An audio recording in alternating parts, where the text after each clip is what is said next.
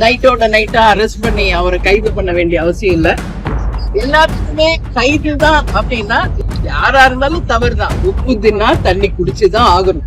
Captains எப்பயுமே சொல்றது மாதிரிதான், அரசன் நன்று கொள்வான், தெய்வம் நின்று கொள்ளும். இதுக்கு பின்னாடி குதிரை பேரம் இருக்கா?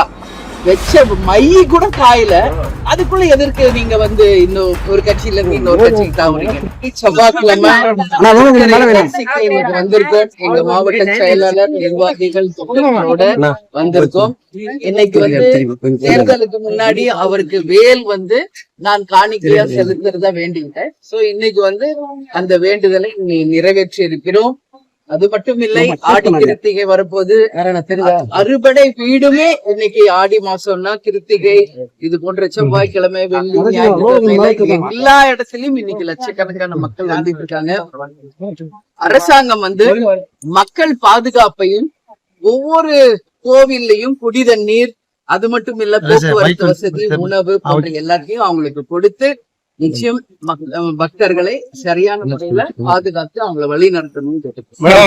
முருகருக்கு போய் யாரா மோசடி பண்ண முடியுமா சொல்லுங்க?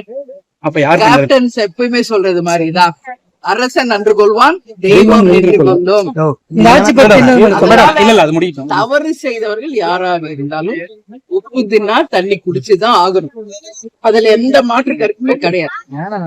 வருஷம் எப்பயுமே இது வந்து தொடர் நடவடிக்கை. பட் இவ்வளவு தூரம் ஒரு வன்மத்தை காமிச்சு இவ்வளவு வந்து நைட்டோட நைட்டா அரெஸ்ட் பண்ணி அவரை கைது பண்ண வேண்டிய அவசியம் இல்ல. அவரை வந்து எச்சரிச்சுட்டு காவல்துறை விட்டுருக்கலாம். பட் அரெஸ்ட் பண்ணிருக்காங்க. இது நிச்சயமாக முதலமைச்சர் இந்த அரசு இந்த கவனத்துல கொள்ள வேண்டும். ஏன்னா இன்னைக்கு சோசியல் மீடியால ஒவ்வொருத்தரும் பொது வெளியில எல்லாம் என்னென்னவோ பேசுறாங்க. எல்லாத்துக்குமே கைதுதான் அப்படின்னா நிச்சயம் அது நல்ல காரணமா இருக்கு. எம்எல்ஏ பொறுப்பற்ற முறையில பேசுறாரு இல்லைங்களா? பகிரங்கமா மேட்டர் தவறு தானே? யாரா இருந்தாலும் தவறுதான். ஒரு முதல்வருக்கு மரியாதை கொடுக்கணும், அந்த பதவிக்கு மரியாதை கொடுக்கணும். ஒரு எம்எல்ஏ வந்து பொதுக்கூட்டத்துக்கு எப்படி பேசணும்ன்றது எல்லாருக்கும் தெரியும். அது மட்டும் கிடையாது, உடனடியாக கைது நடவடிக்கை என்பதும் நிச்சயமாக மக்கள் வந்து எல்லாம் பார்த்துக்கிட்டு 5ஆம் தேதி சட்டசபைக்கு போவேன். கண்டிப்பாக கோரிக்கை வரும் பொழுது எல்லாவற்றையும் நாங்களும் சட்டசபையில் பேசுவோம். எதிர்பார்ப்பு வந்து நிச்சயம் மக்கள் எதிர்பார்ப்பை இந்த அரசு பூர்த்தி செய்யும், சும்மா கிடையாது. ஏன்னா 6ஆம் தேதி வேளாண் துறைக்கு பட்ஜெட் சொல்றாங்க. அப்படி ஒரு நாளைக்கு ஒரு பட்ஜெட் வருது.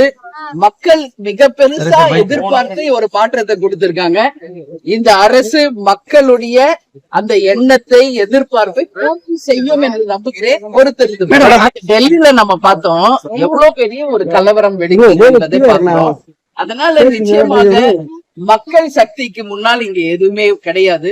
அதனால அவங்க உணர்வுகளை நாம் மதிக்கணும். நீட் எக்ஸாம் வேணான்னா ஒட்டுமொத்த மக்களின் உணர்வை நிச்சயம் அரசு மதிக்கணும். மத்திய மாநில அரசுகள் இதுல கவனம் செலுத்தணும். அது மட்டும் இல்லை, அவர் பாட்டு தனியா வந்து உண்ணாவிரதம் இருக்காரு. அவரை குண்டு கட்டா தூக்கிட்டு போய் ஹாஸ்பிட்டல் அட்மிட் பண்ணாங்க. இன்னைக்கு கோர்ட்டே அவரை தனியார் அரசுல மருத்துவமனையில அட்மிட் பண்ண சொல்லிட்டாங்க. அது மாதிரி இறந்த ஒவ்வொருத்தருக்கும் 1 கோடி கொடுக்கணும்னு சொல்லியிருக்காங்க. இந்த டிமாண்ட்ஸ் வந்து மத்திய அரசு நிச்சயம் பரிசீலித்து பாதிக்கப்பட்ட மக்களுக்கு நிச்சயம் உறுதுணையா இருக்கு. இந்த அரசு குதிரை பேரத்தில் ஈடுபட்டு இருக்காங்க. அது நான் ஃபர்ஸ்ட் டே நான் தான் அதை பத்தி பேசினேன், சட்டசபையிலேயே நான் பேசினேன். ஏன்னா அந்த மாதிரிதான் இங்க போயிட்டு இருக்கு. ஏன்னா இன்னைக்கு வந்து என்ன பார்த்துட்டு எம்எல்ஏக்கள்லாம் 1 மாசம் கூட கிடையாது, எதை பார்த்துட்டு இன்னைக்கு வந்து ராஜினாமா பண்ணிட்டு போறாங்க அப்படிங்கிறது மிகப்பெரிய ஒரு கேள்வி. அப்போ எதை நோக்கி போறாங்க? அப்ப பணம் பதவி நோக்கிதான் போறாங்களா என்ற கேள்வி ஒட்டுமொத்த தமிழக மக்கள் இடையும் இருக்கு. இதுக்கு பின்னாடி குதிரை பேரம் இருக்கா என்ற கேள்வியும் எல்லாருமே பேசுறாங்க. அப்ப மாநில அரசு விசாரிக்கிறது சரியா இருக்கும் நீங்க நினைக்கிறீங்களா? நான் என்ன சொல்றேங்க, இப்போ 1 வருஷம் 2 வருஷத்துக்கு அப்புறம் ஏதோ ஒரு அதிருப்தி போறாங்கன்னா ஒத்துக்கணும். அதான் நான் சொன்னேன், வச்ச மைய கூட காயில அதுக்குள்ள எதற்கு நீங்க வந்து இன்னும் ஒரு கட்சியில இருந்து இன்னொரு கட்சிக்கு தாவுறீங்க?